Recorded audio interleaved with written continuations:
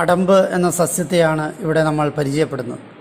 ലോകത്തിലെ ഏറ്റവും വ്യാപകമായി കാണപ്പെടുന്ന ഉപ്പുരസത്തെ അതിജീവിക്കാൻ ശേഷിയുള്ള സസ്യങ്ങളിലൊന്നാണ് അടമ്പ്. വിത്തുകൾ കടൽമാർഗം മറ്റിടങ്ങളിലേക്ക് പോകുന്നതാണ് ഇതിന് കാരണം. കാൾ ലിനേയസ് ആണ് ഈ സസ്യത്തെ ആദ്യമായി വർഗീകരിച്ചത്. നിലവിലുള്ള ജനസിൽപ്പെടുത്തിയത് റോബർട്ട് ബ്രൗൺ ആണ്. അത് 1818 ഇതിൻ്റെ പേരിന് പിന്നിലുള്ള കാര്യങ്ങളെ നോക്കാം. മലയാളത്തിൽ ഇതിനെ പല പേരുകളിൽ അറിയപ്പെടുന്നുണ്ട്. ഇത് നിലത്ത് പടർന്ന് തറ അടഞ്ഞു കിടക്കുന്നതുകൊണ്ട് അടമ്പ് എന്ന പേര് അനുയോജ്യമാണ്. അടമ്പ് വള്ളി, ആറ്റടമ്പ്, കുതിരക്കുളമ്പൻ, ചുവന്ന അടമ്പ്, തച്ചുവള്ളി, മറുകുടരി, കടൽക്കുറിഞ്ഞി എന്നിവയാണ് മറ്റ് പ്രാദേശിക നാമങ്ങൾ. ഇതിൻ്റെ ശാസ്ത്രീയ നാമം ഐപ്പോമിയ പെസ്കാർപ്പെ എന്നുള്ളതാണ്, അഥവാ ഐപ്പോമിയ ബൈലോബ എന്ന പേരും ഇതിനുണ്ട്. ആടിൻ്റെ കുളമ്പ് എന്നാണ് ഐപ്പോമിയ എന്ന സ്പീഷീസ് നാമത്തിന് അർത്ഥം. ഇംഗ്ലീഷിലിതിനെ god's food creeper, hair leaf, god's food glory, beach morning glory എന്നിങ്ങനെയുള്ള പേരുകൾ ഇംഗ്ലീഷിലുണ്ട്. ഇലകൾക്ക് ആട്ടിൻകുളമ്പിൻ്റെയും പൂവിന് കോളാമ്പിയുടെയും ആകൃതിയുള്ളത് കൊണ്ടാവണം ഇംഗ്ലീഷിൽ ബീച്ച് മോർണിംഗ് ഗ്ലോറി എന്നും ഗോഡ്സ് ഫുഡ് എന്നൊക്കെയുള്ള പേരുകൾ ഉണ്ടായത്. സംസ്കൃതത്തിൽ ഇതിനെ വൃദ്ധധാരക, മര്യാദവല്ലി, സാഗരമേഖല എന്നൊക്കെയാണ് പേരുകൾ. കാണപ്പെടുന്ന സ്ഥലങ്ങളെ നോക്കാം.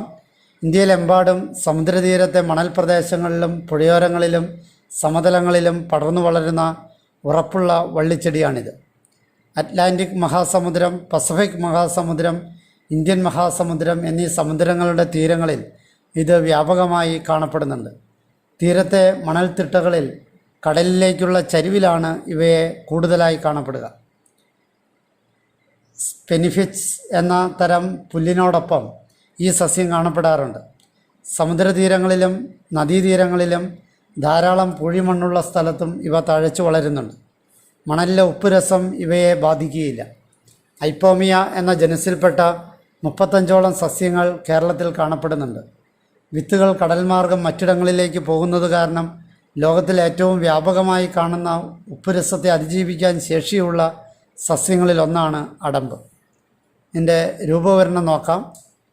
ആടിൻ്റെ കുളമ്പ് രൂപത്തിൽ കട്ടിയുള്ള ഇലകൾക്ക് 2 തുടങ്ങി 5 സെൻറ്റിമീറ്റർ വരെ നീളവും 3 മുതൽ 6 സെൻറ്റിമീറ്റർ വരെ വീതിയുമുണ്ടാകും.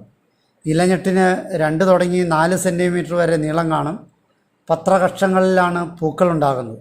മഴക്കാലത്തിന് ശേഷം നവംബർ മുതൽ ഏപ്രിൽ വരെയുള്ള മാസങ്ങളിലാണ് പൂക്കൾ കാണപ്പെടുന്നത്. ഊദ നിറമുള്ള പൂക്കൾക്ക് മണിയുടെ ആകൃതിയാണുള്ളത്. കായ്കൾ ഉരുണ്ടതാണ്. വിത്തുകൾ തവിട്ട് നിറത്തിലുള്ളവയാണ്. അവ ക്യാപ്സ്യൂൾ ആകൃതിയിലായിരിക്കും. വെള്ളടമ്പിനെ നോക്കാം. വെളുത്ത പൂവുള്ള മറ്റൊരിനം അടമ്പ് കൂടി കേരളത്തിൽ അപൂർവമായി കാണപ്പെടുന്നുണ്ട്. കാസർഗോഡ്, കോഴിക്കോട്, കൊല്ലം ജില്ലകളിലാണ് വെള്ളടമ്പ് എന്നറിയപ്പെടുന്ന സസ്യം വളരുന്നത്. വെള്ളടമ്പ് പേപ്പട്ടി വിഷത്തിനും മാനസിക രോഗങ്ങൾക്കും ഔഷധമായി ഉപയോഗിച്ചു വരുന്നുണ്ട്. അടമ്പിൻ്റെ ഉപയോഗങ്ങളെ നോക്കാം. പാതയോരങ്ങളിലും റെയിൽവേ ഓരങ്ങളിലും മണ്ണൊലിപ്പ് തടയാനായി വെച്ച് പിടിപ്പിക്കുന്ന ഒരു സസ്യമാണ് അടമ്പ്. ഇലകൾ മുയൽ, ആട്, കുതിര എന്നിവയുടെ ഇഷ്ട ഭക്ഷണമാണ്. അടമ്പ് സമൂലം ഔഷധമായി ഉപയോഗിച്ചു വരാറുണ്ട്. പ്രമേഹ ചികിത്സയ്ക്ക് ഇത് ഉപയോഗിച്ചു വരുന്നുണ്ട്. രക്തവാതം, മലബന്ധം, ത്വക്ക് രോഗങ്ങൾ, അജീർണം, അൾസർ, മുറിവ്, ചുട്ടുനീറ്റൽ എന്നിവയ്ക്കും അടമ്പ് ഔഷധമായിട്ട് ഉപയോഗിക്കുന്നുണ്ട്. കിഴങ്ങ്, പ്രമേഹം, നീർക്കെട്ട് എന്നിവയുടെ ചികിത്സയിൽ ഉപയോഗിച്ചു വരുന്നു. മൂത്രതടസ്സം മാറ്റുന്നതിന് ഇലകൾ ഉപയോഗിക്കാറുണ്ട്. ബ്രസീലിൽ വീക്കത്തിനും, അതായത് കോശജ്വലനത്തിനും ആമാശയ സംബന്ധിയായ അസുഖങ്ങൾക്കും ചികിത്സിക്കാനായി ഈ സസ്യം ഉപയോഗിക്കപ്പെടുന്നുണ്ട്. ഔഷധ പ്രയോഗങ്ങളെ നോക്കാം. 1. അടമ്പ് സമൂലം വെള്ളത്തിൽ തിളപ്പിച്ച് ആവി പിടിച്ചാൽ സന്ധിവേദനയ്ക്ക് ശമനമുണ്ടാകും. 2. ഇലകൾ അരച്ച് ആട്ടിൻ പാലും ചേർത്ത് കഴിക്കുന്നത് മൂലക്കുരുവിന് ശമനമുണ്ടാകും. അടമ്പ് വള്ളിയുമായി ബന്ധപ്പെട്ട ഐതിഹ്യത്തെ നോക്കാം.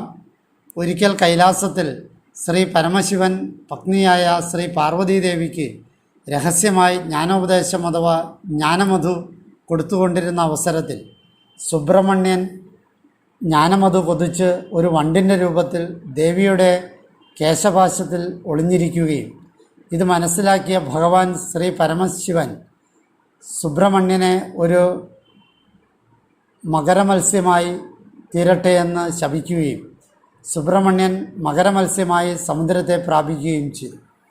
യഥാക്രമം ജ്ഞാനോപദേശം നടന്നുവെങ്കിലും ശക്തി പ്രാധാന്യം സംബന്ധിച്ച് ദേവിയും ശിവപ്രാധാന്യം സംബന്ധിച്ച് ദേവനും വാദപ്രതിവാദം നടത്തി. അത് വലിയ തർക്കത്തിൽ കലാശിച്ചു. വാഗ്വാദം മുറുകവേ ദേവിയുടെ തൃക്കൈയിലുള്ള ജ്ഞാനകോശം ഭഗവാൻ സമുദ്രത്തിൽ വലിച്ചെറിഞ്ഞിട്ട് ദേവിയെ അരയർ കുലത്തിൽ ജനിക്കാനായി ശപിച്ചു. കോപം ശമിച്ചപ്പോൾ 12 വയസ്സാകുമ്പോൾ ദേവിക്കും സുബ്രഹ്മണ്യനും ശാപമോക്ഷം നൽകാമെന്നും ഭഗവാൻ അനുഗ്രഹിച്ചു. അങ്ങനെ ശ്രീപാർവതി ദേവി പാണ്ഡ്യദേശത്തെ ത്രംബകൻ അധിയതരയൻ എന്നയാളുടെ മകളായി അവതരിച്ചു. മത്സ്യമായി സമുദ്രത്തിൽ സഞ്ചരിച്ചിരുന്ന സുബ്രഹ്മണ്യൻ പരമശിവനാൽ വലിച്ചെറിഞ്ഞ ജ്ഞാനകോശം വിഴുങ്ങുകയും അരയന്മാർക്ക് പരമോപദ്രവകരമായി മാറുകയും ചെയ്തു. അധീയതരയനും അരയ കുടുംബങ്ങൾക്കും ഇത് വലിയ സങ്കടത്തിന് കാരണമായി. ശല്യക്കാരനായി തീർന്ന ഈ മകരമത്സ്യത്തെ പിടിച്ചു തരുന്നവർക്ക് തൻ്റെ മകളെ വിവാഹം ചെയ്തു കൊടുക്കുമെന്ന് ഒടുവിൽ അദ്ദേഹം വിളംബരം ചെയ്തു. ഇതറിഞ്ഞ ഭഗവാൻ ശ്രീ പരമശിവൻ ഒരു മുക്കുവൻ്റെ വേഷം ധരിച്ചെത്തി അടമ്പുവള്ളികൾ കൊണ്ട് മകരമത്സ്യത്തെ പിടിച്ചുകെട്ടി കൊടുക്കുകയും യഥാപ്രതിജ്ഞം അധിയതരയൻ മകളായ തിരൈശ്ശേർ മടന്തയെ വിവാഹം ചെയ്തു കൊടുത്ത് ധന്യനാവുകയും ചെയ്തു. പാർവതീദേവിക്കും സുബ്രഹ്മണ്യനും ശാപമോക്ഷം സിദ്ധിക്കുകയും ചെയ്തുവെന്നാണ് ഐതിഹ്യം.